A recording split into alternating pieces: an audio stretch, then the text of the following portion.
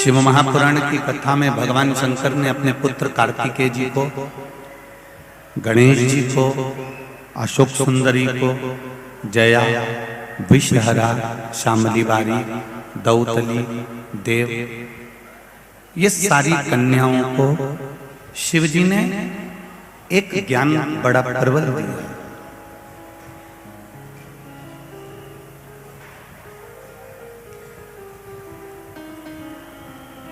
भगवान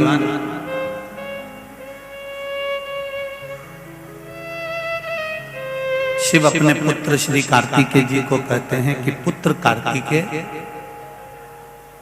और सुनो गणेश जी, सुनो अशोक सुंदरी, सुनो जया, विषहरा, शामली बारी, दौतली, देव। इस बात को अपनी जिंदगी में उतार कर रखिए। जो मेरे शंकर भगवान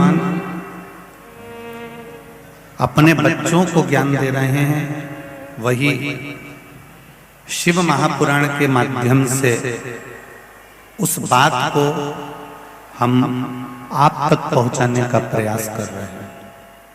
यदि आपको लगे कि हाँ, शंकर भगवान ने जो अपने पुत्रों को, अपनी बेटियों को ज्ञान दिया वो बहुत श्रेष्ठ है, तो आप भी प्रयास करना कि उस ज्ञान को अपने भीतर उतारें और अपने बच्चों तक वो ज्ञान अपन भी दें,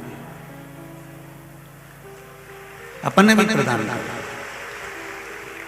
शिव जी कह रहे हैं कार्तिकेय से, सुनो कार्तिकेय, तुम्हारी माता ने कहा है कि तारकासुर का वध करो, तो तुम्हें वध करने जाना चाहिए।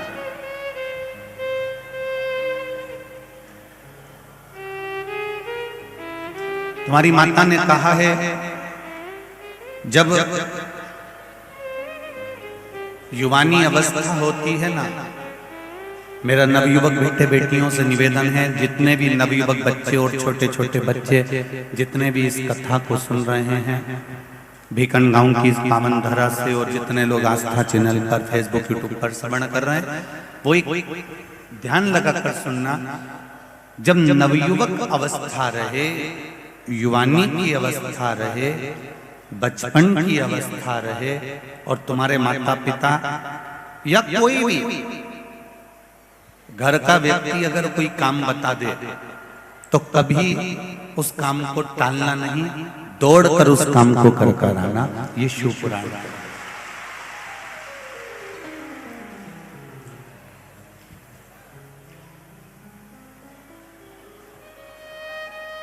जब परिश्रम की उम्र में शंकर जी कह रहे हैं अपने पुत्र कार्तिकेय से, और जितने भी इस पावन पंडाल में जितने भी कार्तिकेय बैठे हुए हैं, अर्थात नवयुवक बेटे बैठे हुए हैं, अशोक सुंदरी अर्थात बेटियां बैठी हुई हैं, जया, विषहरा, शामली बारी, दौतली मेरी बेटियां बैठी हुई हैं, बच्चे बैठे हुए हैं, नवयुवक बहुएं बैठी हुई हैं, नवयुवक बेटे बैठे हुए हैं, वो इस बात का ध्यान रखना। परिश्रम की उम्र में शंकर भगवान कहते हैं कभी आराम मत करो। काय की उम्र में? जम के बोलो जरा। परिश्रम की उम्र में, परिश्रम की उम्र में शिव कह रहे हैं कि कभी आराम मत करो। जो परिश्रम की उम्र में आराम करता है, वो आराम करने की उम्र में भी परिश्रम करना पड़ता है। ये मेरे शिव कह रहे हैं, ये मेरे ओघड़दानी, ये मेरे शंकर, ये मेरे त्रिकालदर्शी, ये मेरे कैलाशी, मेरे अविनाशी, मेरे भोलेनाथ कह रहे हैं, जब तुम्हारी परिश्रम की उम्र है, तुम नवयुवक बच्चे हो, नवयुवक बेटियां हो, छोटे छोटे बच्चे हो, अभी तक तुम्हारी परिश्रम की उम्र है, तुम खूब मेहनत करो।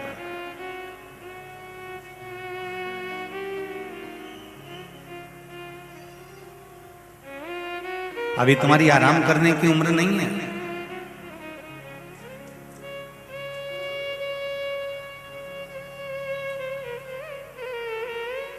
परिश्रम की उम्र में आराम मत करो। अगर आज नवयुवक बेटे बेटियां परिश्रम की उम्र में, काम की उम्र में, कर्म की उम्र में अगर आराम करेंगे, पलंग पर पड़े रहेंगे, अपना कमरा छोड़ के निकलेंगे नहीं, दिन भर मोबाइल चलाते रहेंगे या टीवी देखते रहेंगे या अपने कमरे से बाहर ही नहीं निकलेंगे, जो परिश्रम की उम्र में आराम करता रहता है, फिर उसको जब आराम की उम्र आती है, जब शरीर ढल जाता है, 60 साल के ऊपर की जब अवस्था आ जाती है, जब परिश्रम की उम्र में अगर आराम करा, तो आराम की उम्र में भी दुकान पर दिन भर बैठकर अपना जीवन निकालना पड़ता है। फिर गवर्नमेंट रिटायर भी कर देगी। गवर्नमेंट अगर आपको रिटायरमेंट भी दे देगी 60 के बाद में, 61 के बाद में, 62 के बाद में, 66 के बाद में, जो भी आजकल थोड़ा बहुत उम्र का बढ़ गया है, अगर मान लो गवर्नमेंट ने आपको रिटायर भी कर दिया, उसके बाद भी किसी व्यक्ति को देखना कि वो घर में फ्री नहीं बैठता, वो क्या करता है, कहीं दूसरी जगह जॉब कर लेता है, दूसरी जगह काम कर लेता है। क्यों? क्योंकि उसको मालूम है मेरे घर में मेरी बेटियां बड़ी बैठी हैं, मेरे बच्चे बैठे हैं, मेरी पत्नी है, पूरे घर का मुझे भरण पोषण करना है। क्यों? जो परिश्रम की उम्र में आराम करते हैं, उनको आराम की उम्र में परिश्रम करना ही पड़ता है, ये निश्चित है।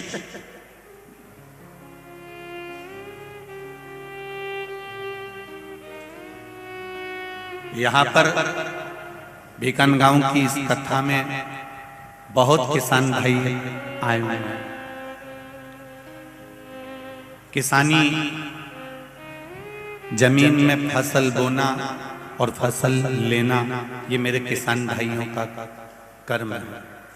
ये इनको केवल किसान नहीं कहते, इनको मेरे शंकर भगवान ने अन्नदाता बनाकर भेजा है मृत्यु लोक। ये केवल किसान नहीं है,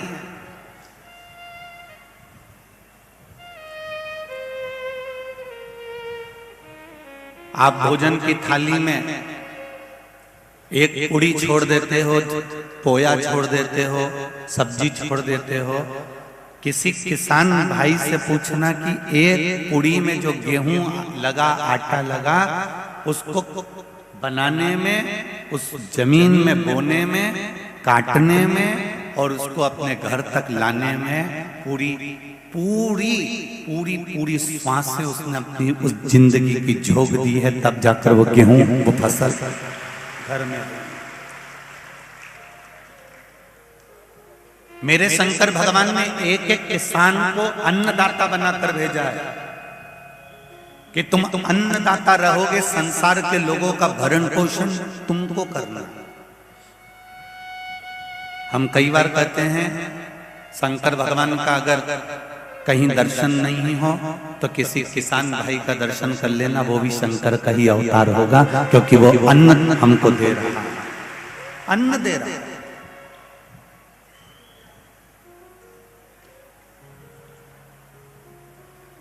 कितनी मेहनत करता है,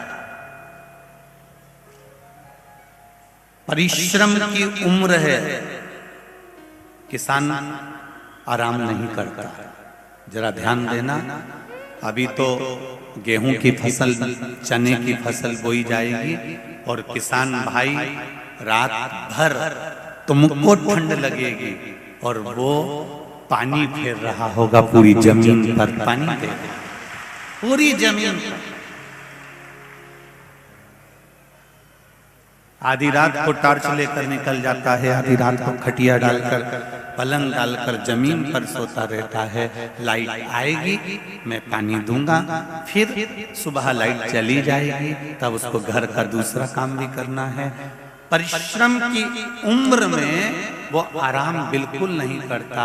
इसलिए जब किसान भाई का आराम करने का जब समय आता है तो तुम देखना, एक नौकरी करने वाला व्यक्ति दूसरी नौकरी ढूंढ लेता है रिटायरमेंट होने के बाद, रिटायर होने के बाद। पर किसान भाई कभी रिटायर नहीं होता, वो आराम की उम्र में भी विश्राम करता है, उसको श्रम नहीं करना पड़ता।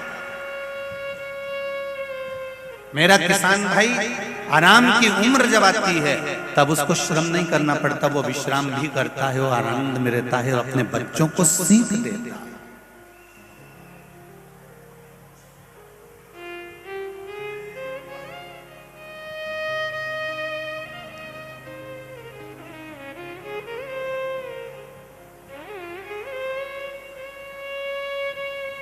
ये किसान को एक बार हमने कहीं कथा में कह दिया था कि किसान को भी शिव का ही रूप मानना चाहिए, तो कई लोगों ने उसके लिए भी कहा आपने किसान को शंकर का रूप बता दिया, ऐसा क्यों? तो हमने कहा शंकर भगवान के पास भी नंदी है और किसान के पास भी बैल है, दोनों के पास वो भी धर्म रखता है और किसान भी धर्म रखता है। शिव भी कर्म को प्रधान मानते हैं और किसान भी कर्म को प्रधान मानता है।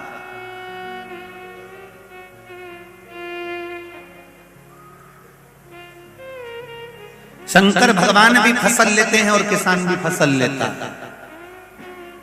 किसी ने पूछा शंकर भगवान फसल लेते हैं? हाँ। क्या फसल लेते हैं? भगवान शिव भक्ति की फसल धारण करते हैं। ये शिव महापुराण की कथा है क्या? ये शंकर जी की कथा क्या है? ये भक्ति की खेती कर रहे हैं। जितने लोग आस्था चैनल के माध्यम से, फेसबुक यूट्यूब के माध्यम से और इस पावन भीकन गांव की इस पावन प्रांगण में लाखों की संख्या में आप लोग आए हुए हो, ये शिव पुराण क्या देती है? तो कहा जितने भी भक्त शंकर की कथा को सुनते हैं, शिव की ये कथा, भगवान शंकर छोटे से एक बीज के रूप में उसके हृदय में विराजमान हो जाते हैं और एक न एक दिन वो बीज अंकुरित हो ही जाता है।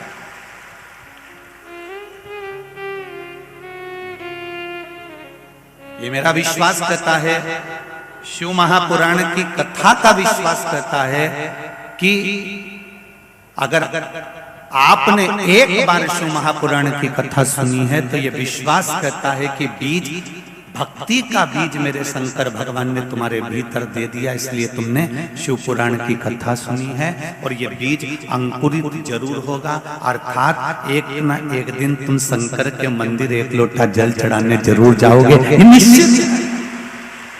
सारी समस्या का हल, जम के बोलो जरा,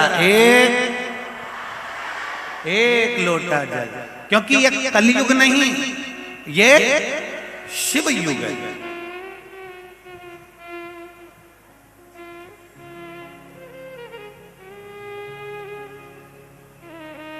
हमें उस शंकर भगवान को, उसकी स्फुटता को, उसके आनंद को हमें पहचानना।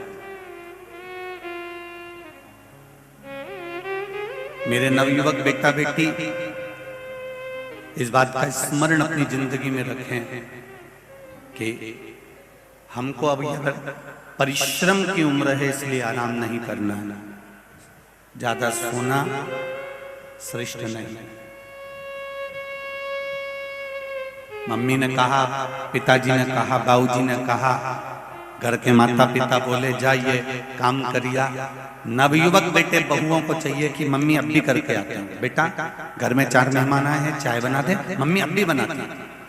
3 बहू, 4 बहू, 2 बहू अगर घर में हैं और एक बहू उसमें आगे बढ़ बढ़ कर काम कर रही है तो उसको मूर्ख मत समझना, पागल मत समझना। उसने शिव पुराण की कथा को अच्छे से पढ़ा होगा, समझा होगा कि अपना बुढ़ापा कैसे निकालना।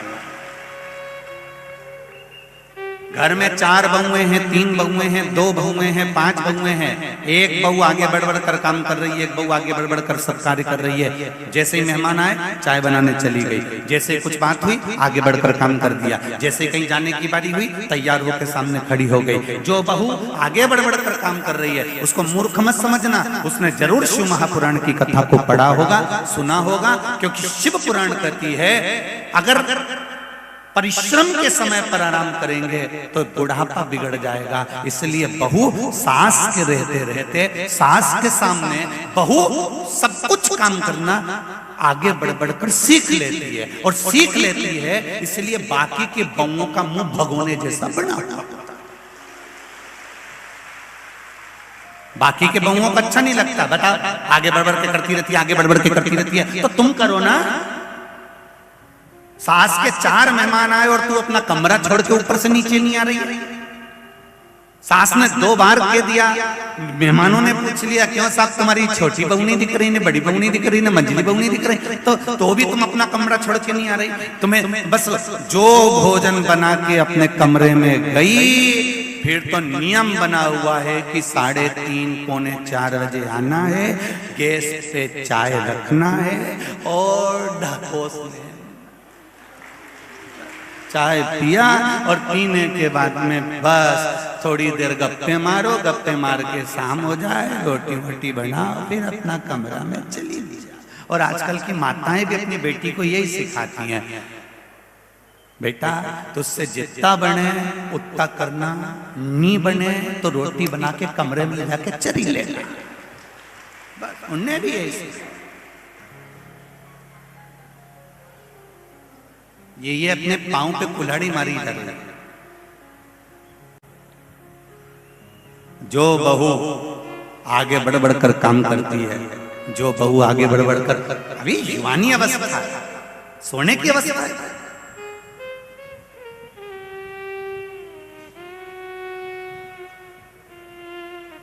55-60 के लगभग में तुम आओ ना, तो फिर दिन में 2-1 घंटे की नींद लेना भले चालू कर लो मंडली। और कहीं की बहू अगर 55-60 के पहले की हो और वो सो रही हो, तो तुम भी पूरे मोहल्ले में कह देना हमारी 60 साल की हो गई बहू, 60 की हो गई, इसलिए दिन में इसको सोने को चाहिए। तो सांस आगे बढ़ बढ़ के काम कर रही है तुम, तो कहना ओल्ड इज गोल्ड। तो क्या दिक्कत है, ये तो अभी कोई बुढ़ापा थोड़ी ना आया है। बुजुर्ग माताओं को देखो दिवाली पे कितना काम करे, कितना बुढ़ी माताएं तो दिवाली पे इतना काम में लगी रहती, इतना काम में लगी रहती, और बहुओं को देखो तो करेगी थोड़ा सा भी, एक जरा सा मांडना लेके बैठी, अब एक छोटा सा मांडना, वो छुई मिट्टी का, गेरू का, जरा सी लाल मिट्टी का और सफेद मिट्टी का, छुई मिट्टी का जरा सा मांडना लेके बैठी। पहले बैठने से पहले उसको पटा चाहिए, फिर पानी का डब्बा लाके दो, फिर कपड़ा लाके दो, फिर हाथ पोंछने का कपड़ा लाके दो, फिर अंदर से इतने में तो सास चिल्लाई, रेन दे चंद्र घंटा, रेन दे, तो मैं सब मान लूंगी, तू तो जा, तू अपना छोरा छोरी संभाल ले, मैं सब कर लूंगी, दे देखो पटा लाए, डब्बा लाए, पानी लाए, हाथ पोंछने का कपड़ा लाए, इससे अच्छा मैं खुद मान लूंगी, तू तो जा जा, तू अपना कमरा में जा। और सास भी फिर मानने बैठे और भजन गाती जाए, अम्बे तू है जगदम्बे काली, और फिर वो गा, अम्बे तू है जगदम्बे, जय हो हर सूत वाली,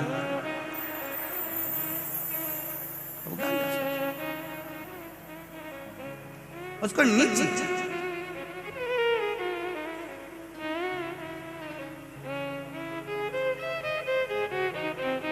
युवानी की अवस्था में, जब आपकी युवानी की अवस्था हो, जब आपकी परिश्रम की अवस्था हो, उसमें आराम नहीं चाहिए।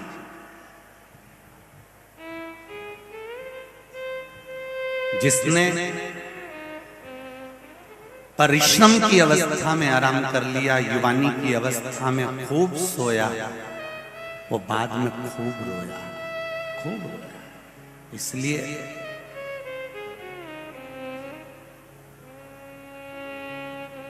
खुद को शंकर भगवान से जोड़ लो, खुद को भोले से जोड़ लो, बाकी का सब भोले पे छोड़ दो, फिर वो संभालेगा, वो जानेगा, उसको निभाएगा, अपने को कुछ नहीं करना।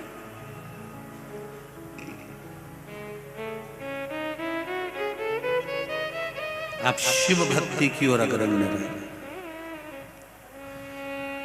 पढ़ने वाले बच्चों को चाहिए कि जिस समय विद्या अध्ययन कर रहे हो उस समय पर कोई मोबाइल, किसी भी तरह का कोई क्रम हमारी चित्त वृत्ति में नहीं आना चाहिए। हमको मेहनत करना है। शंकर भगवान ने कर्म को प्रधान माना है, भगवान कृष्ण ने कर्म को प्रधान माना है।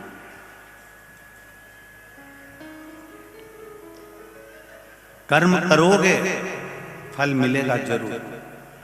आज ये लाखों में लोग आए हुए हैं, टेंट कितना भी बड़ा लो उसके बाद भी लोग यहाँ वहाँ धूप में जमीन पर बैठे हुए हैं। जरा विचार करो, अगर ये अपना घर परिवार कुटुंब सब छोड़कर आज वैकुंठ चतुर्दशी के दिन अगर शिव की कथा में आए हैं तो वो वैकुंठ वाला भी तो इनके दरवाजे पर जाएगा, वैकुंठ वाला भी तो इनके द्वार पर पहुंचेगा। जब इनको जरूरत पड़ेगी और कहें कि मेरे भोलेनाथ, मैंने आपकी कथा भीकन गांव के उस चढ़चढ़ाती हुई धूप में गर्मी में बैठकर सुनी थी, ना नीचे दरी ना ऊपर छाए थी, उसके बाद भी मैं धूप में बैठकर कथा सुनता रहा और वैकुंठ चतुर्दशी की सुनी। और वो सियोर वाला महाराज इतना चिल्ला चिल्ला के बोला कि वैकुंठ चतुर्दशी की कथा सुनने वाले को जो लाभ मिलता है वो दुनिया में किसी को नहीं मिल पाता। तो जब मेरी गति, जब मुझे दुख आए, जब मुझे कष्ट आए, जब मेरे जीवन में थोड़ी तकलीफ आए, उस समय पर मैं तुम्हारी कथा में वैकुंठ चतुर्दशी के दिन गया था तो वो वैकुंठ का नाथ भी मेरे दरवाजे पर होना चाहिए। तो निश्चित था। और सीधी बात है, तेरे मंदिर में आना मेरा काम है और मेरी बिगड़ी बनाना तेरा काम है। तेरी चौखट पर मैं आ गया, उसके बाद में दर्शन दिखाना तेरा। ये उसके ऊपर, ये उसकी मर्जी। थोड़ा सा दूध के अंदर मक्खन होता है, पर उस दूध को थोड़ा सा बिलोना पड़ता है, तब जाकर मक्खन निकलता है। तो वो निकलेगा जरूर, ये निश्चित है।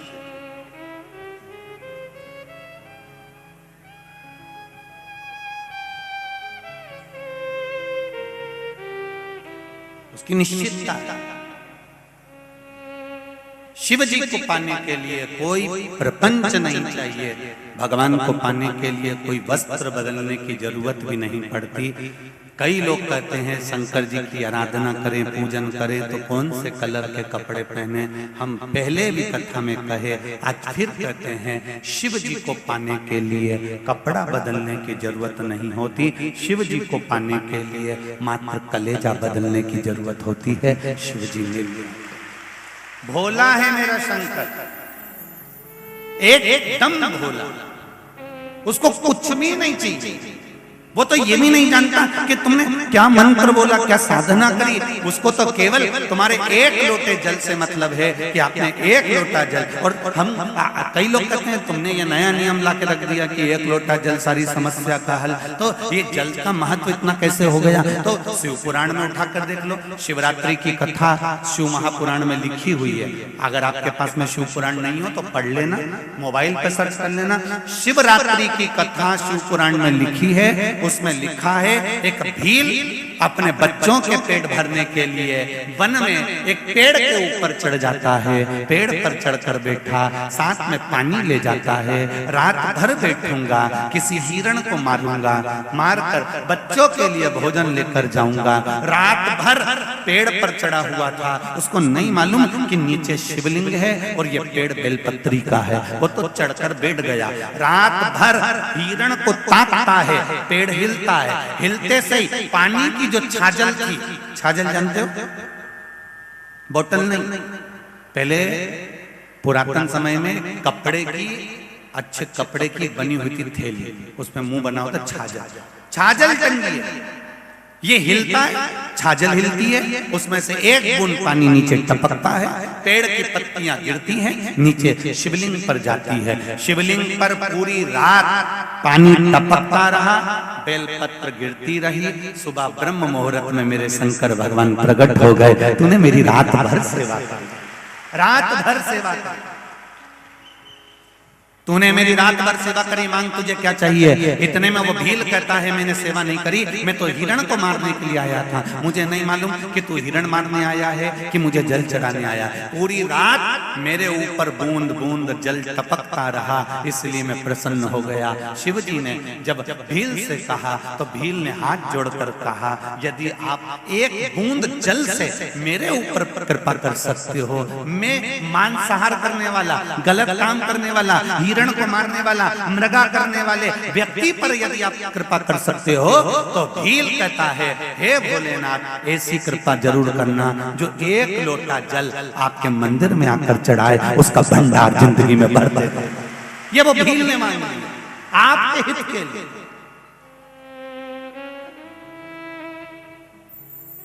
क्या होता है एक लोटा जल से जड़ा चढ़ा के, तो देखो ये लिखा एक लोटा जल।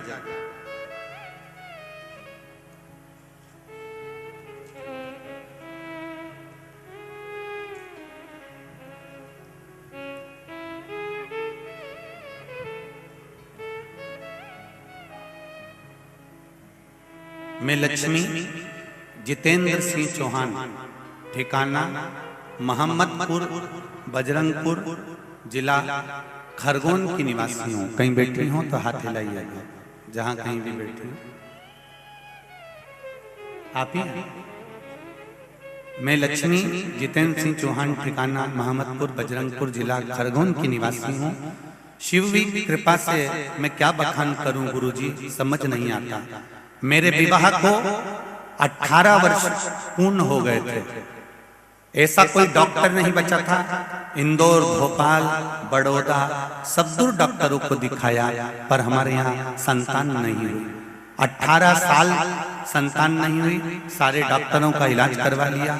खरगोन में आपकी शिव महापुराण की कथा हुई, और उस कथा के दौरान मैंने नियम बनाया कि 7 दिन शिव पुराण की कथा सुनती हूँ, और गुरुजी कहते हैं कि 3 महीने में बाबा झोली भर देता है, जो मांगा वो देता है। अगर 18 साल से संतान नहीं हुई, सारे डॉक्टर हार गए, टेस्ट भी करवाया, वो भी सफल नहीं हुआ, तो मैं कथा में जाकर बैठ गई। शिव पुराण की कथा मैंने खरगोन की सुनी, और आपने सफेद आंकड़े की जड़ का उपाय बताया, वो मैंने उन्हीं दिनों में कर लिया। करने के बाद बाबा की कृपा ऐसी हुई, जो 18 साल से सारे डॉक्टरों का इलाज कराकर थक गए थे, तो संतान नहीं हुई, और बाबा की कृपा से खरगोन में डॉक्टर की कृपा ऐसी, बाबा की कृपा हो गई भोलेनाथ जी की, कि मेरे गर्भ ठहर गया, और 18 साल के बाद मुझे संतान हुई, जिसका मैं फोटो लगा रही हूं।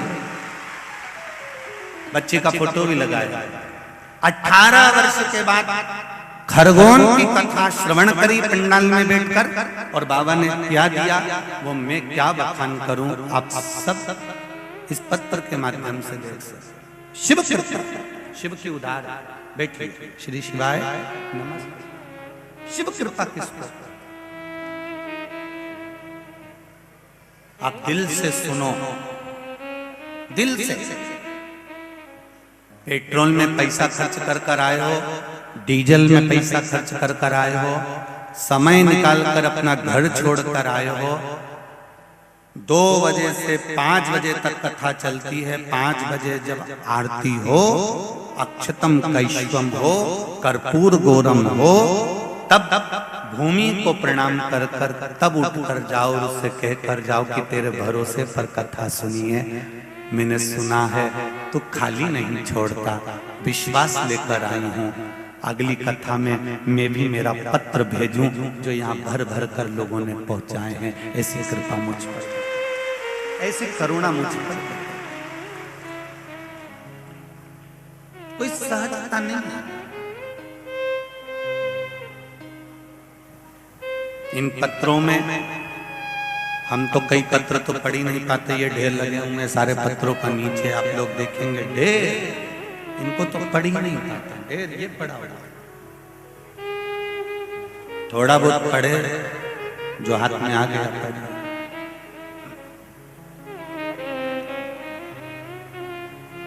उसकी कृपा,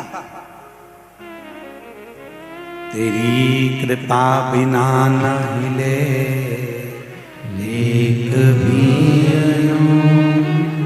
लेते हैं सांस तेरी से तनु तनु बखान क्या करूं मैं राखों के ढेर का चपटी खबोत में है खजाना कुबेर का हे गंगाधार मुक्ति द्वार ओंकार तू भोले ओंकार तू आयो शरण तिहारी शंभु तार तार तू। शिव कृपा किसको करता है? वो देता है और दिल से देता है। भोला है वो।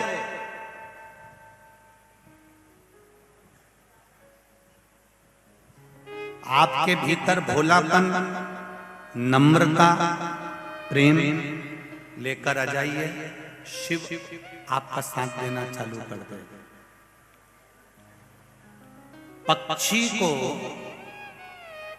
ऊपर की ओर बढ़ने के लिए पंख की जरूरत पड़ती है और मनुष्य को ऊपर की ओर बढ़ने के लिए नम्रता की जरूरत पड़ती है। उसको पंख नहीं चाहिए।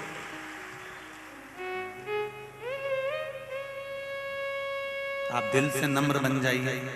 किसने क्या कहा, किसने क्या बोला, किसने कितनी गाली दी, किसने कितनी उंगली उठाई, अपने को उससे मतलब, इस दिल से नम्र बनो। आप पक्षी पंख से ऊपर बढ़ता है, आप अपनी नम्रता से ऊपर बढ़ते चले जाइए। बढ़ो।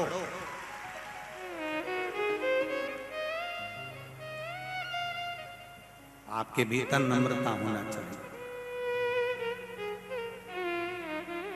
कोई अपशब्द कह दिया ना, कह दे आग लगे बस्ती में अपन रहो मस्ती में, क्या किसको रोइए चादर तान के सोइए।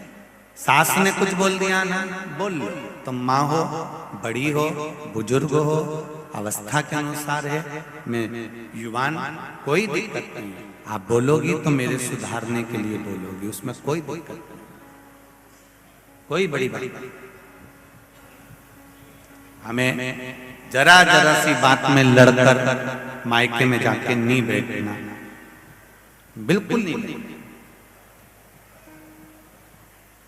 कई लोगों ने ये विचार कर रखा है कि पति से नहीं बनी, परिवार से नहीं बनी, तो तुरंत तलाक का केस लगा दिया और तलाक का केस लगाया और तलाक के लिए आगे बढ़ गए। और निवेदन है, जरा विचार करो, इतने लड़के ढूंढे, उसमें तुम्हारी किस्मत में ये लड़का लिखा था। अगर किस्मत में ऐसा लिखा है तो तुम तलाक लेने के बाद दूसरी भी शादी कर लोगे तो इससे भी ज्यादा सिंदूर चढ़ा हुआ भेरू मिलेगा। उसमें कोई बड़ी तुम्हें अभी जैसा मिला है ना, अभी बटुक भेरू है, आगे काल भेरू मिलेगा। आप उसको समझो, जरा विचार करिए। आप अपनी चित्तवृत्ति में, अपने मन में उस विचार को लेकर आइए। और जब आपकी चित्तवृत्ति में, आपके विचारों में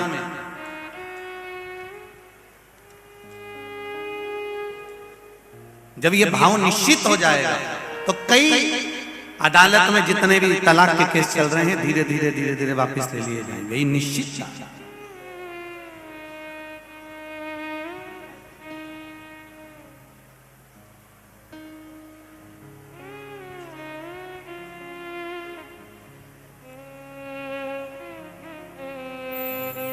आप कितना भी दुख है जीवन में है, ऐसा कोई माता के गर्भ से नहीं जन्मा जिसके जीवन में दुख नहीं है। कोई लिख दे कि पृथ्वी पर जन्म लेने के बाद जिसकी किस्मत में दुख नहीं होगा। मीराबाई भगवान कृष्ण की इतनी बड़ी उपासक थी, बोलो दुख था कि नहीं था? जम के तो बोलो जी था ना। जहर का प्याला आ गया, सांप का पिटारा आ गया, शेर के सामने ले जाके डाल दिया, कितना कितना कितना दुख दिया, पर विश्वास पक्का था। नामदेव जी का कितना अपमान हुआ, मंदिर के पीछे ले जाकर पटक दिया, तो भी भगवान पर विश्वास था। संत तुकाराम कितना दुख, पत्नी अपशब्द पर अपशब्द कर रही है, ताने पर ताने दे रही है, तो भी भगवान पर विश्वास था। रामकृष्ण परमहंस, स्वामी विवेकानंद, चैतन्य महाप्रभु, श्रीमद वल्लभाचार्य जी, श्री रामानुजाचार्य जी, श्री निम्बाकाचार्य जी, ये जितने भी हमारे जगत गुरु शंकराचार्य जी, ये जितने राष्ट्र के संत, साधु, सन्यासी, तपस्वी, साधक, इनका चरित्र यदि हम पढ़े, हम अध्ययन करें, हमारी चित्त वृत्ति में उतारें, तो हमको मालूम पड़ेगा कि जीवन कितना संघर्ष से निकलता है, कितना संघर्ष से। अभी तो आप लोग हरिहर शिव महापुराण की कथा सुन रहे हो। रायपुर में जो 5 दिन शिव महापुराण की कथा होना है, रायपुर के पास में चंपारण है, जहां पर श्रीमद वल्लभाचार्य जी का प्रागट्य हुआ था। श्रीमद वल्लभाचार्य जी की बैठक जी है, वहीं चंपारण में चंपेश्वर महादेव है। रायपुर की जो 5 दिन की कथा रखी है, वो चंपेश्वर महादेव के ऊपर रखी है, इसलिए उसका नाम चंपेश्वर शिव महापुराण की कथा रखी गई। जितने भी श्रोता भाई बहन आस्था चैनल पर सुन रहे हो, फेसबुक पर सुन रहे हो, या जहां बैठकर कथा सुन रहे हो, उनसे निवेदन है टीवी के सामने इस चंपेश्वर महादेव की कथा का लाभ अवश्य लेना। उससे हमें ज्ञात होगा कि चंपेश्वर महादेव का स्मरण कैसे करना चाहिए, क्यों चंपारण में चंपेश्वर महादेव आए, क्यों श्रीमद वल्लभाचार्य जी ने चंपारण में ही अवतार लिया, प्रागट्य हुआ, क्यों हम समझे।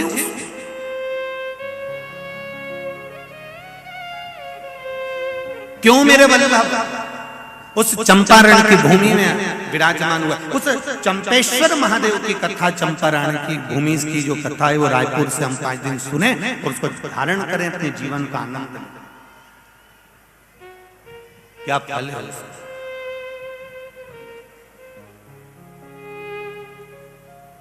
महाराज अब परमात्मा को आप थोड़ा सा दुख, ऐसा संसार में कोई व्यक्ति नहीं जन्मा जिसको दुख नहीं। माता के गर्भ से अगर जन्म लिया है तो दुख तो भोगना पड़ेगा, चाहे तुम संत बन जाओ, चाहे तुम साधु बन जाओ, चाहे तुम गुरुजी बन जाओ, चाहे तुम जो बनना हो बन जाओ, क्योंकि भगवान ने कहा कि मैंने किसी को कुछ बना के नहीं भेजा। भगवान कहते हैं मैंने पृथ्वी पर केवल मनुष्य बनाकर भेजा है, मानव बनाकर भेजा है। और भगवान कहते हैं पृथ्वी पर मैंने केवल तुझे मनुष्य का जन्म दिया है, मानव का जन्म दिया है। मनुष्य बनकर रहेगा तो जिंदगी में तुझे कभी कष्ट नहीं आएगा। तू कुछ बनने की तलाश में रहता है, इसलिए कष्ट जीवन में आता है। मानव का शरीर है, मनुष्य का शरीर है।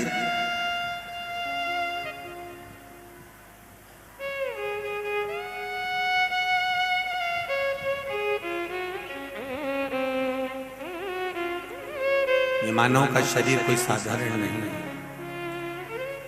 आप इसको भगवत स्मरण में जितना सुख, आपके पंडाल में एक माता रोज 3 घंटे पूरी कथा खड़े रहकर सुनती है। एक बार उनके लिए जोरदार ताली बजाएं।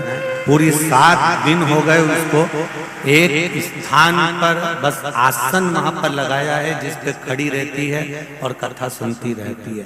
अब तपस्वी तप करता है, साधना वाला साधना करता है। लोग कहते हैं कि कुंभ के मेले में संतों का दर्शन होता है, लोग कहते हैं कुंभ के मेले में साधुओं का दर्शन होता है, लोग कहते हैं कुंभ के मेले में साधु और सन्यासी और तपस्वियों का दर्शन होता है। शिव महापुराण की कथा कहती है कभी शिव महापुराण की कथा के पंडाल में जाकर दर्शन करना, यहाँ सारे संत साधु सन्यासी तपस्वी साधक उपासक भक्तों का दर्शन। भीकनवन गांव वालों के किस्मत में था, इसलिए भीकन गांव की किस्मत में था, इसलिए ये रोज प्रतिदिन रात्रि के समय पर आकर, आपको हमने पहले भी कहा कि कोई वंचित रह गया हो तो रात के समय आकर इन साधु सन्यासी तपस्वी साधक उपासक जरा अपना घर छोड़कर, अपना द्वार छोड़कर, बच्चों को छोड़कर रात रात भर केवल दरी पर पड़े हुए हैं और स्नान करा, भोजन करा और भगवान की भक्ति में एक जगह पर। तुम कई माताएं हैं तो टाइम देख के 2 बजे कथा चालू होगी तो 1:30 पौने 2 बजे अपने घर से निकलती है और बिंदी बिंदी लगा के डेंटिंग पेंटिंग करके और भीड़ भुड़ा के आगे बैठ जाती है। कभी इनको देखो कि सुबह 6 बजे से एक जगह संभाल कर सो भी नहीं सकती क्योंकि दूसरा बाजू में बैठा हुआ है। एक आसन से कहीं ना वॉशरूम जा सकती है ना पानी भरने जा सकती है, डर लगा हुआ है कोई दूसरा बैठ जाएगा। अपना आसन सवेरे 5-5, 4-4, 3-3 बजे से संभाल कर बैठी है। इनकी साधना को मैं नमन करता हूं, ये साधारण नहीं है।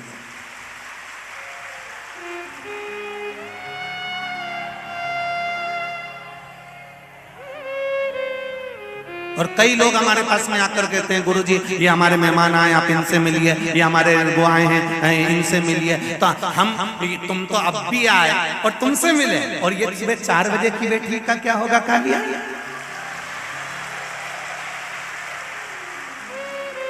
और अच्छे से सुन लेना, जितने लोग कथा करवा रहे हैं आगे भी जिनकी कथा है वो भी जरा अच्छे से सुन लेना। कई लोग कहते हैं गुरुजी कम से कम तुमको 1-2 घंटा तो मिलना चाहिए, हमने कथा कराई, ये कराई वो कराई। तो हमारा निवेदन है लाइट का कनेक्शन तुम लेकर आते हो, बोलो लाते हो कि नहीं लाते हो? जम के बोलो, लाइट का कनेक्शन लाते हो ना? लाइट का बिल जमा करते हो ना? लाइट का जब कनेक्शन लेकर आते हो तो लाइट छू के बता दो। तुमने लाइट का पैसा खर्च करा तो छू के बता कि मैंने तो 500 रुपए का बिल भरा। तो जब तुम लाइट का बिल जमा करो, पैसा जमा करो, तो तुम लाइट नहीं छूते हो, बस दूर से अनुभव करते हो। बल्ब जला दो उजाला हो जाएगा, पंखा चला दो हवा आ जाएगी। तो गुरु जी को भी बुलाया है तो दूर से अनुभव कर, सुना नहीं।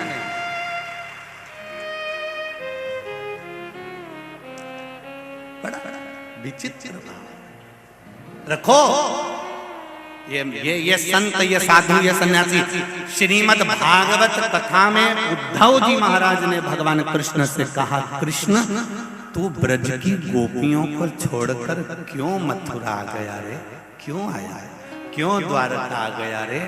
ब्रज की गोपियां साधारण नहीं हैं कृष्ण, ये गोपियां तेरे लिए जीती हैं, दिन रात तेरी भक्ति में डूबी रहती हैं और तू द्वारका में पड़ा हुआ है। कृष्ण कहते हैं कि मैं द्वारका में जरूर रह रहा हूँ और मेरे चित्त वृत्ति में वही गोपियां समाई हैं। उद्धव जी कहते हैं वो गोपियां नहीं, ब्रज की संत हैं, साधु हैं, सन्यासी हैं, तपस्वी हैं, साधक हैं, जो इतने इतने घंटों तक तेरी साधना में लगे।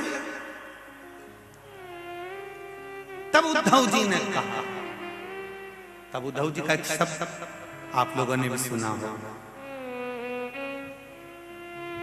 जो असल में है मस्ती में डूबे उन्हें क्या परवाह जिंदगी।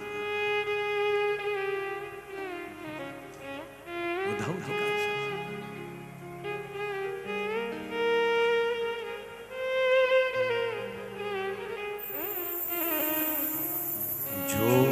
उतरती है चढ़ती है मस्ती, वो हकीकत में मस्ती, जो उतरती चढ़ती है मस्ती, वो हकीकत में मस्ती। ये तो प्रेम की बात है उद्धव, ये तो प्रेम की बात है उद्धव, बंदगी तेरे बस की नहीं है। ये तो प्रेम की बात है उद्धव, बंदगी बस की नहीं है। यहाँ दम दम में होती है पूजा, यहाँ दम दम में होती है पूजा, यहाँ दम दम में होती है पूजा, यहाँ दम दम में होती है पूजा। सर झुकाने की फुर्सत नहीं है, यहाँ दम दम में होती है पूजा, सर झुकाने की फुर्सत नहीं है। ये तो प्रेम की बात है उधो, ये तो प्रेम की बात है उधो, बंदगी तेरे बस की नहीं है, बंदगी तेरे बस की नहीं है।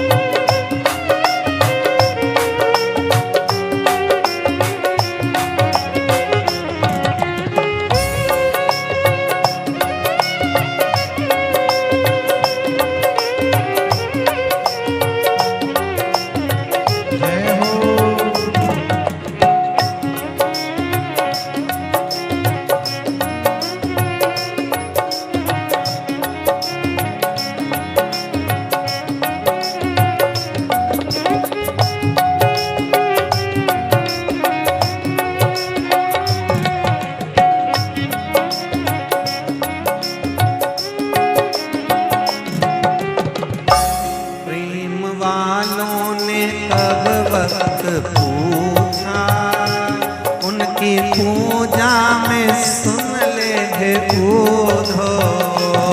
प्रेम वालों ने कब वक्त पूछा, उनकी पूजा में सुन ले उधो।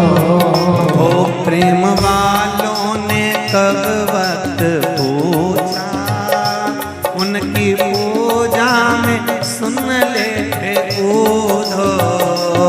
प्रेम वालों ने कब वक्त पूछा, उनकी पूजा में सुन ले उधो। यहाँ दम दम में होती है पूजा, यहाँ दम दम में होती है पूजा। ओ सर झुकाने की फुर्सत नहीं है, ये तो प्रेम की बात है उधो। बंदगी तेरे बस की नहीं है।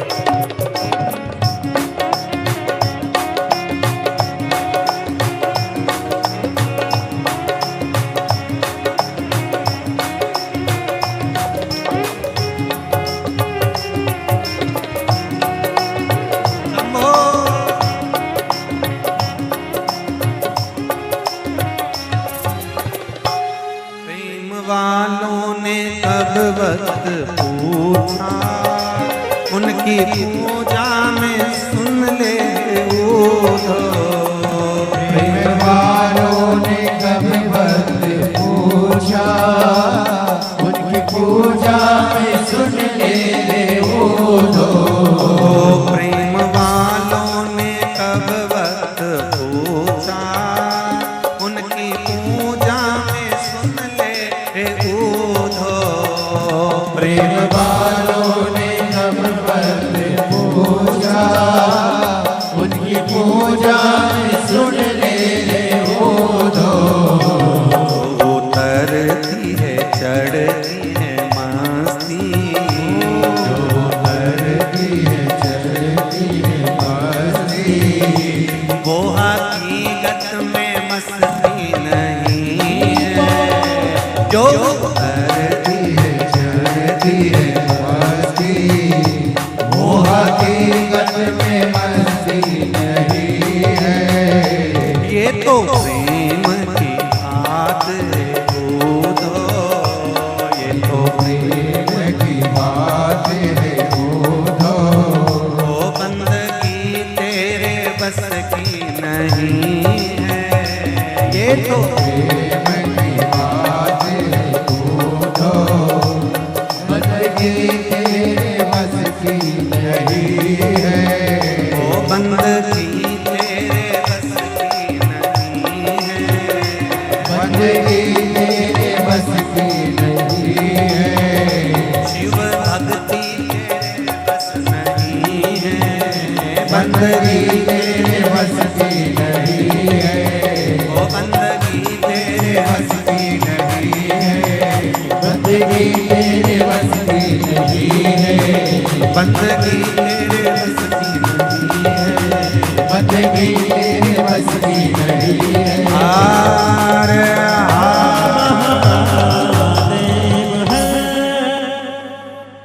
अपने स्थान पर बैठकर आज वैकुंठ चतुर्दशी का दिन दिल से बाबा देवाधिदेव महादेव से प्रार्थना करिए।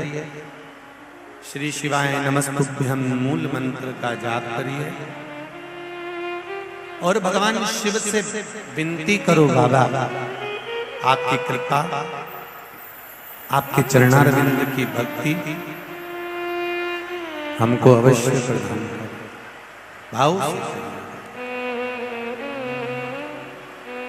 श्री शिवाय नमस्तुभ्यं। श्री शिवाय नमस्तुभ्यं। श्री शिवाय नमस्तुभ्यं। श्री शिवाय नमस्तुभ्यं। श्री शिवाय नमस्तुभ्यं। भोला सब दुख काटो मारा, ओ भोला सब दुख काटो मारा। शिव शंकर जपूं तेरी माला, भोले बाबा जपूं तेरी माला। भोला सब दुख काटो मारा, ओ भोला सब दुख काटो मारा। वैश्य मंगल मंगलकारी, वैश्य मंगल मंगलकारी। शमशान वासी हमारा, शमशान वासी हमारा। भोला सब दुख काटो मारा, ओ भोला सब दुख काटो मारा। निवेदन प्रार्थना, अपनी चित्तवृत्ति, अपना हृदय, अपना मन भगवान को देते हैं। आप जब अपना चित्त अपनी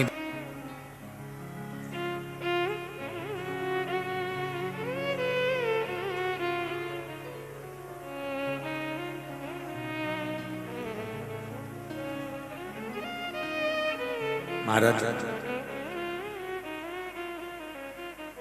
शिव भोले हैं भंडारी,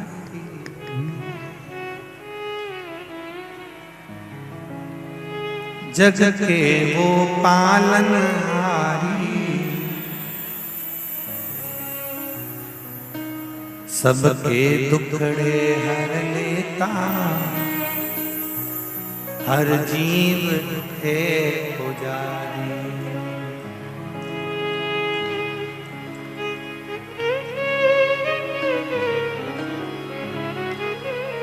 दिल ना उठे वो काशी का दीदार चाहिए,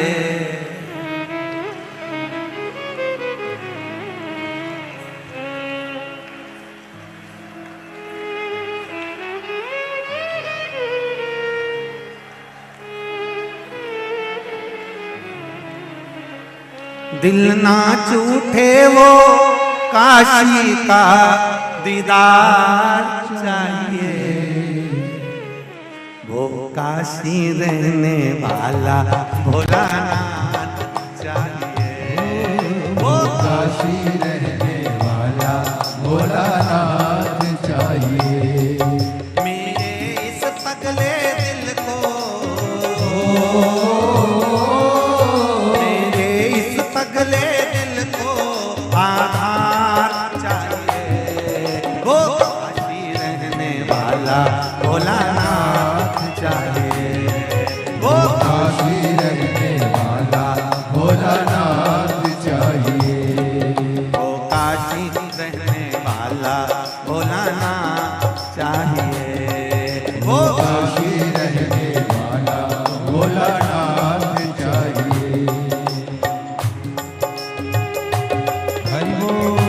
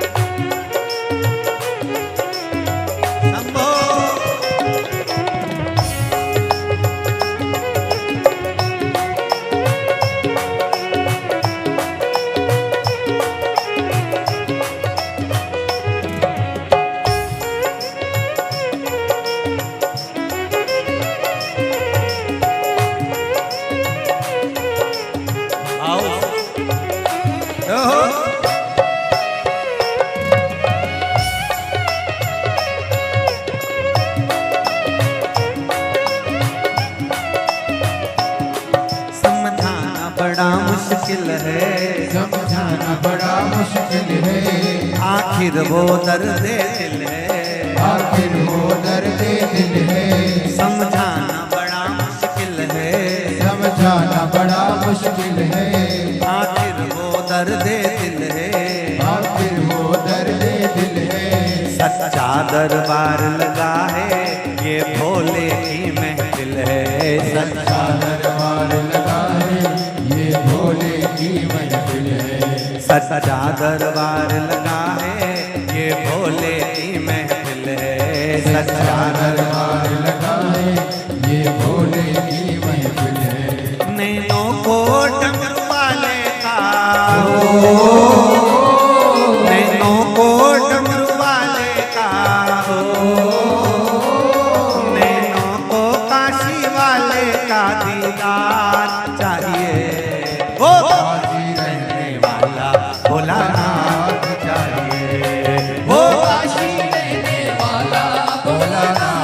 पीछे वाले भी दोनों हाथों से बड़े भाव से।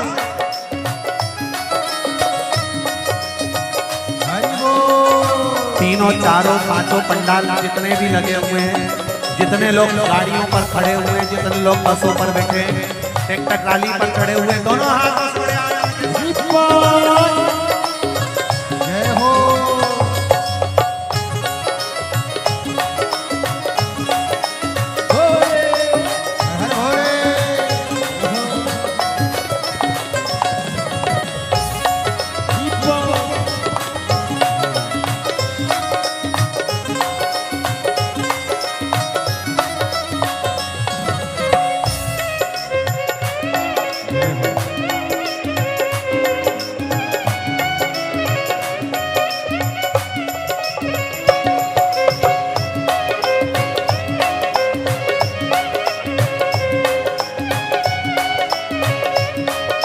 शंभो।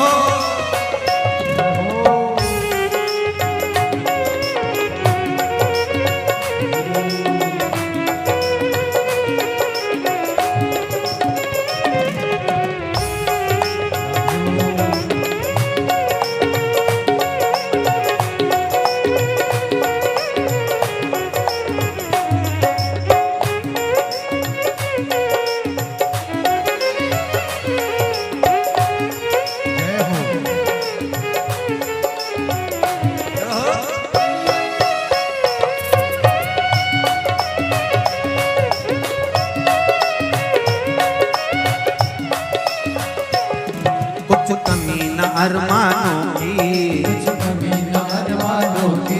तेरे इन दीवानों की, कुछ कमी न अरमानों की, तेरे इन दीवानों की, मुझको मदहोश बनावे कतार तेरे नैनों की, मुझको मदहोश मुझको मदहोश बनावे कतार तेरे नैनों की, मुझको मदहोश बनावे कतार तेरे नैनों की। दिल नाच उठे वो, दिल नाच उठे वो काशी का दीदार चाहिए, वो काशी रहने वाला भोलानाथ चाहिए, वो काशी रहने वाला भोलानाथ चाहिए, वो काशी रहने वाला भोलानाथ चाहिए, वो काशी रहने वाला भोलानाथ चाहिए। नैनों को डमरू वाले का, नैनों को डमरू वाले का दीदार चाहिए, वो काशी रहने वाला भोलानाथ चाहिए, वो काशी रहने वाला भोलानाथ चाहिए।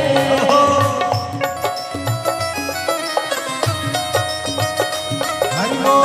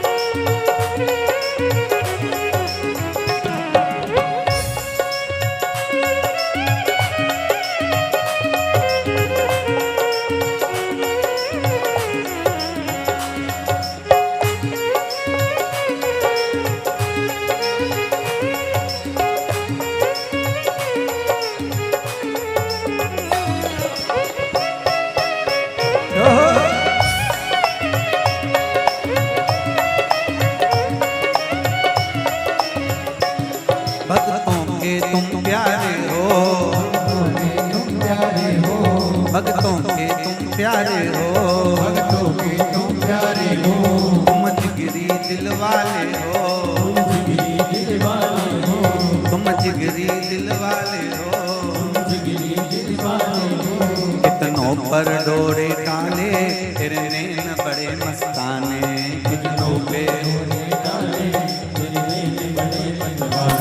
नैनों को डमरू वाले का, नैनों को काशी वाले का, नैनों को भोले बाबा का दीदार चाहिए, वो काशी रहने वाला भोलानाथ चाहिए, वो काशी रहने वाला भोलानाथ चाहिए, वो काशी रहने वाला भोलानाथ चाहिए, वो काशी रहने वाला भोलानाथ चाहिए। दिल नाच उठे वो, दिल नाच उठे वो काशी का दीदार चाहिए, वो काशी रहने वाला भोलानाथ चाहिए, वो काशी रहने वाला भोलानाथ चाहिए, वो काशी रहने वाला भोलानाथ चाहिए, वो काशी रहने वाला भोलानाथ चाहिए, वो काशी रहने वाला भोलानाथ चाहिए। वो काशी रहने वाला भोलानाथ चाहिए।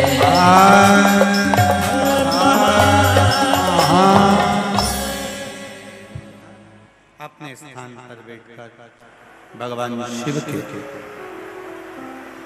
मूल मंत्र का स्मरण करें, बाबा से विनती करें।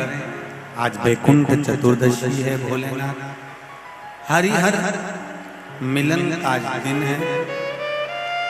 मेरे बाबा उग्रदानी त्रिकालदर्शी कैलाश ऐसी कृपा करें जिससे शिव भक्ति हमारे हृदय में जागे। मूल मंत्र का जाप सभी करेंगे भाव के साथ। अपने स्थान पर बैठकर श्री शिवाय नमस्तु, श्री शिवाय नमस्तु, श्री शिवाय नमस्तु, श्री शिवाय नमस्तु, श्री शिवाय नमस्तु। भोला सब दुख काटो ओ भोला, सब दुख काटो शिव शंकर जपूं तेरी माला, भोले बाबा जपूं तेरी माला, भोला सब दुख काटो मारा। ओ भोला, सब दुख काटो मारा। भगवान शिव की कथा कर रहे हैं। भगवान शंकर उग्रदानी त्रिकालदर्शी शिव जी का नाम कुंदकेश्वर महादेव पड़ गए। एक बार भाव से बाबा का जय घोष बोल, कुंदकेश्वर महादेव हर हर महादेव। भगवान शिव का कुंदकेश्वर नाम पड़ गया। आज शिव जी ने बड़ा सुंदर कुंदकेश्वर का स्वरूप धारण कर मां पार्वती के साथ में भगवान शंकर काशी में पहुंचे। भगवान शिव आज काशी में गए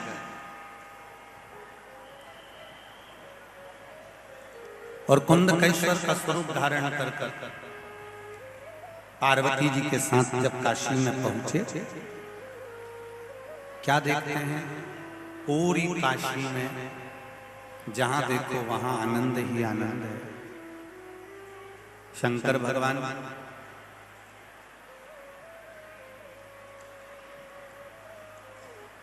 काशी के अंदर आज विराज रहे थे पार्वती जी के साथ में कुंदकेश्वर बनकर।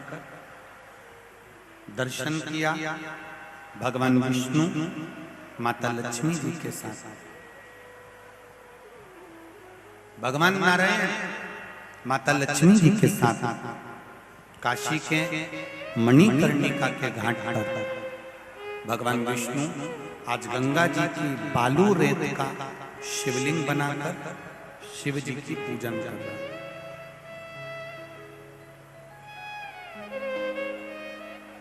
थोड़ा एक बात का स्मरण आप सब रखेंगे, ध्यान रखिएगा। साल भर में वैसे तो हम भी प्रयास करते हैं कि साल में एक बार कम से कम आप लोग पार्थिव शिवलिंग का निर्माण अवश्य करें। वैसे तो हम लोग भी ध्यान रखते हैं, कई बार ऑनलाइन शिवलिंग का निर्माण करवाते हैं जिससे पूजन कर सकें और पार्थिव शिवलिंग घर में बन सके। पर यहाँ शिव महापुराण की कथा कर रही है कि भगवान विष्णु मणिकर्णिका के घाट पर गंगा की बालू रेत का पार्थिव शिवलिंग का निर्माण कर रहे हैं।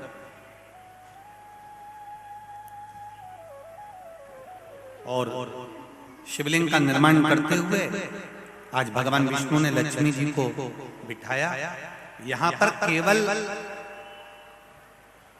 लक्ष्मी जी का एक स्वरूप भगवान विष्णु के साथ में नहीं विराजा, मेरे नारायण के साथ में नहीं विराजा। यहाँ लक्ष्मी जी के 8 स्वरूप मणिकर्णिका के घाट पर भगवान नारायण के साथ में लक्ष्मी जी के विराजा। कितने स्वरूप बैठे? 8, जिसको हमारे यहाँ अष्टलक्ष्मी भी कहा गया। अष्टलक्ष्मी का भी भाव हमारे यहाँ वर्णन किया। अब भगवान लक्ष्मी जी के साथ में विराजमान होकर पार्थिव शिवलिंग का निर्माण करते हैं। एक लक्ष्मी, संतान लक्ष्मी, वैभव लक्ष्मी, धान्य लक्ष्मी, आरोग्य लक्ष्मी, ये सब विराजमान होती जाती है, पूजन करती जाती है, विराजित होती जाती है। एक बात यहां हमें स्वीकार करना है कि जब भी पार्थिव शिवलिंग का पूजन अपने घर में होता है, कोई विद्वान ब्राह्मण आकर हमारे यहाँ शिवलिंग का पूजन कराते हैं, अभिषेक कराते हैं। कोई विद्वान ब्राह्मण आकर जब हमारे यहाँ पर पूजन कराएं शिवलिंग का, या पूजन हम कर रहे हों और शिवलिंग की आराधना कर रहे हों, तो प्रयास करा करो कि घर में उस समय पर जो लोग विराजमान हैं, प्रत्येक घर के व्यक्ति का स्पर्श उस अभिषेक के जल में हो जाए और वो अभिषेक का जल शिव जी पे चढ़ जाए, जिससे हमारे घर का कल्याण। प्रयास करो।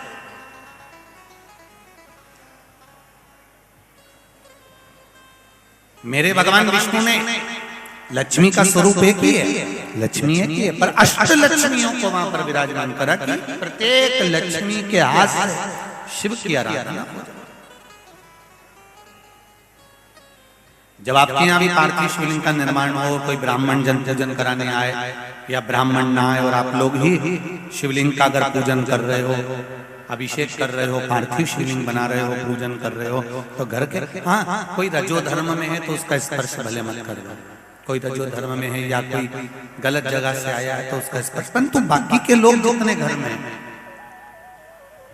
जो शिव जी पर एक लोटा जल चढ़ रहा है उस पर स्पर्श होकर फिर पार्थिव शिवलिंग का पूजन। सावन के महीने में शंकर जी के मंदिरों में शिवलिंग का अभिषेक होता है, आप लोग करें? सभी मंदिरों में होता है। मां पंडित जी आसपास में, शंकर जी के आसपास में जितने लोग बैठ जाते हैं, उसके बाद जो पीछे बैठे रहते हैं उसके लिए क्या करते हैं पंडित जी? जो वो जलाधारी है, जो पानी जिसमें से गिरता रहता है लगातार, जो श्रृंगी होती है, जलाधारी होती है, उसमें एक कलेवा, नाड़ा, मौली बांधकर पीछे तक दे देते हैं। बोलो सही है कि गलत? पीछे तक दे दिया उनने कलेवा बांधकर, पीछे तक दे दी उनने मौली बांधकर। और क्या कहा, इस कलेवे को, इस नाड़े को, इस मौली को पकड़ लो, अभिषेक करने वाला अभिषेक कर रहा है, और आप इस मौली का, इस कलेवे का स्पर्श करे हुए हो, तो उसके स्पर्श से क्या लाभ मिलेगा।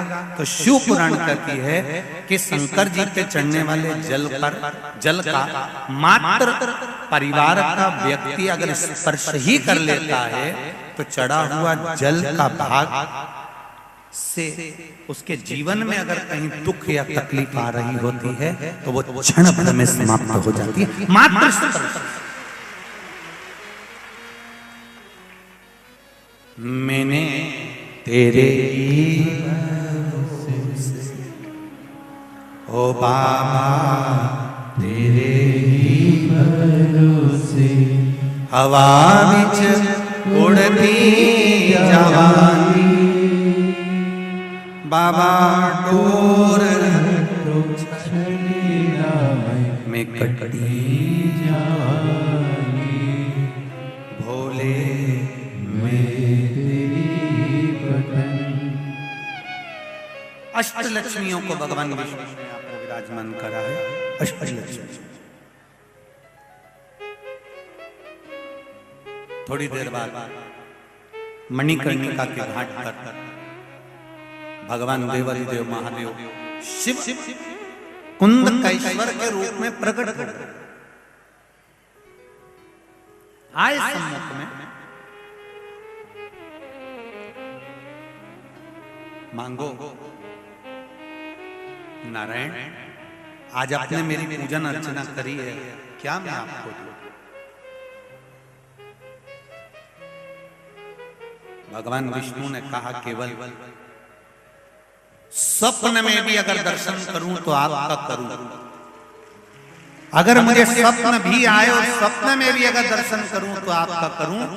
और शंकर भगवान कहते हैं, नारायण मैं भी यही चाहता हूं कि आप मेरे हृदय में सदा विराजमान रहे।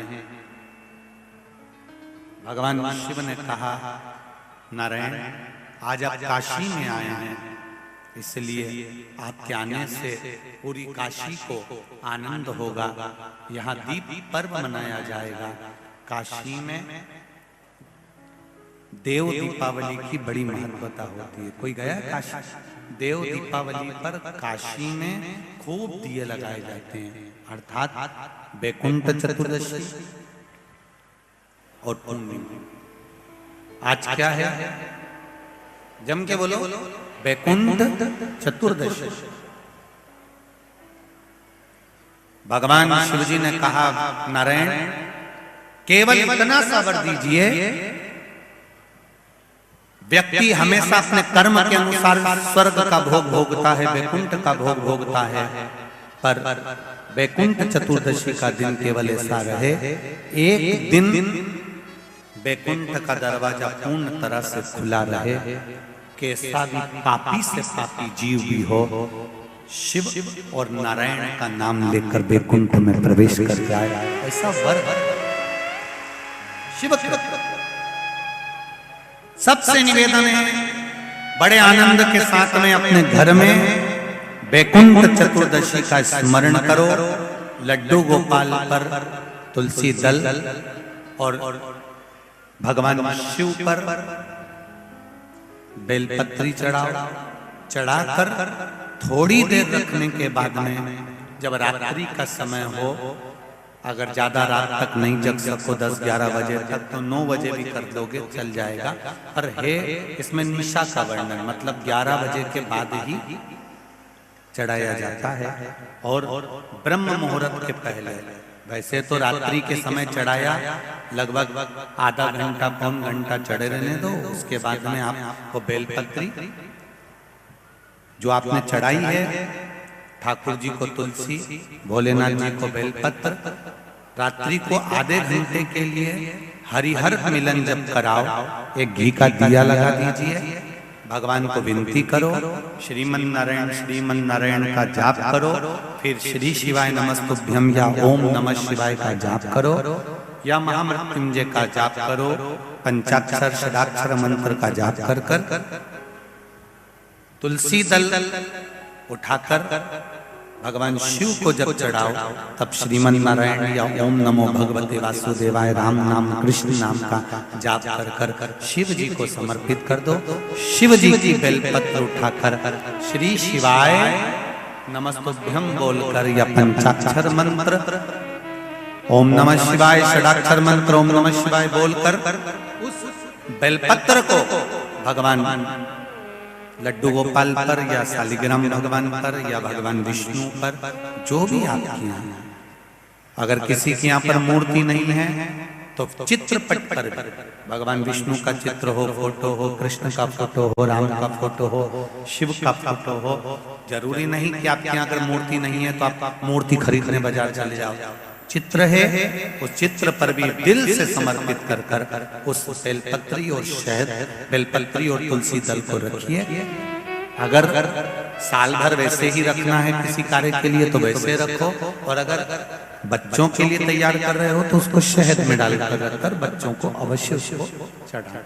विद्वत्ता के लिए, बुद्धि की, आनंद की, ऐसी सुरती अपना मन भगवान को देकर रखोगे, ये निश्चित है वो श्रवण करेगा, देगा। अकाल मृत्यु भो मरे जो काम करे चंडाल, काल उसका क्या बिगाड़े जो भक्त हो महाकाल। जो शिव की आराधना करने वाला होता है, शंकर की आराधना करने वाला होता है, उसके सम्मुख में अगर काल भी आकर खड़ा हो जाता है तो फिर वो शिव कहीं ना कहीं उसको बचाकर निकाल कर ले जाए।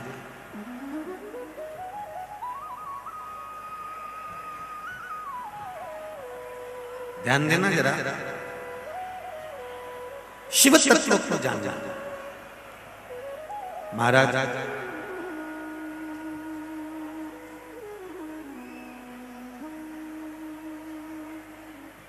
तारकासुर के प्राण छूट गए थे। तारकासुर, विदुमाली, कमलाक्ष जी भी चले गए थे।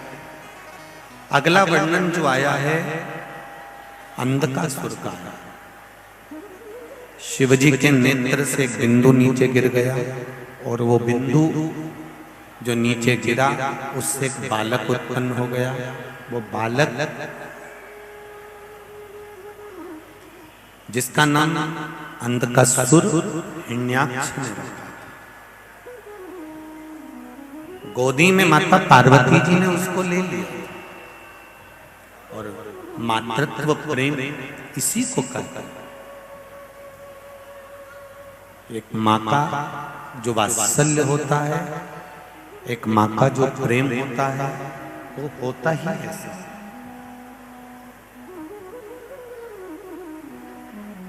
एक माता का स्नेह। शिवजी ने कहा कि पार्वती इसको ले जाकर तू समुद्र में फेंक दे। पार्वती जी कहती है नहीं, या आपके द्वारा प्रकट हुआ है इसलिए मैं इसको फेंक नहीं सकती, ये आपका पुत्र है। शंकर भगवान कह रहे हैं ये मेरा पुत्र नहीं है तो फेंक दे। मेरे नेत्र बंद करने के बाद प्रकटा है, फेंक इसको। नहीं नहीं नहीं प्रभु, इसको नहीं।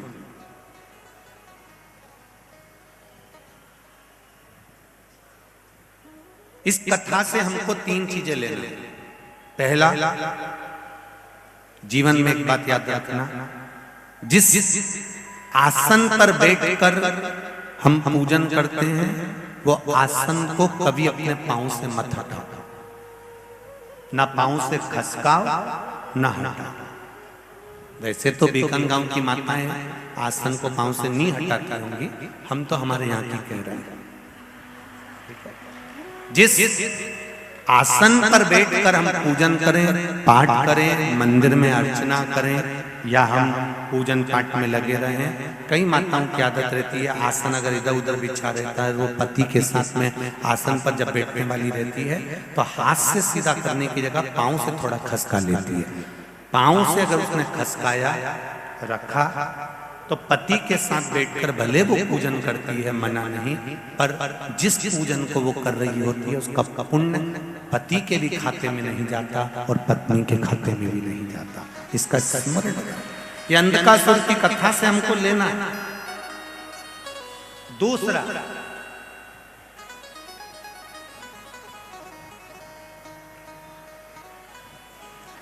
घर से एक लोटा जल अगर पानी का लेकर जा रहे हो शिव जी को चढ़ाने के लिए, तो मंदिर से आते समय वो कलश, वो लोटा खाली नहीं होना चाहिए।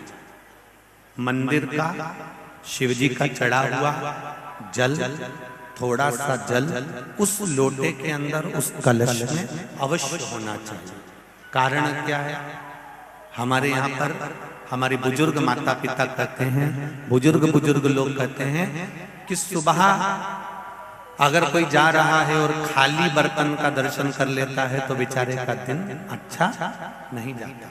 इसलिए हमारे यहाँ से कोई यात्रा पे जाता है तो भरा हुआ कलश रखते हैं, कोई आता है तो भरा हुआ कलश रखते हैं। जब आप जल चढ़ाकर वापिस आते हो तो आपका अगर पात्र खाली होगा और कोई बेचारा शुभ कार्य के लिए जा रहा है और आपका लोटा खाली है तो उसमें श्रेष्ठता नहीं होगी। उसमें 2 बूंद एक हथेली में पानी आए, भले उतना भी है जल अगर लोटे के अंदर, कलश के अंदर है, तो वो जल आप घर के दरवाजे पर छींटते हो, घर में छींटते हो, या घर के लोग उसका आचमन करते हैं तो उसका फल जरूर मिलता है। और जो आपका दर्शन कर कर जाता है उसका कार्य सफल जरूर। आप जब लोटा लेकर आ रही होगी मंदिर से और आपका किसी ने मुख देख लिया, कोई भाई लोटा लेकर आ रहा है, उस भाई का मुख किसी ने देख लिया, किसी बच्चे का मुख देख लिया और वो अपने काम के लिए गया और उसका काम हो जाएगा, तो वो बार बार सोचेगा कि वो बच्चे का मुंह देखा था, वो भाई का मुंह देखा था, वो दीदी का मुंह देखा था, तो मेरा काम हो गया। अर्थात खाली पात्र नहीं लेना। ये दूसरे नंबर। शिव जी के चढ़े हुए जल का आचमन, हमारे शरीर में अगर कोई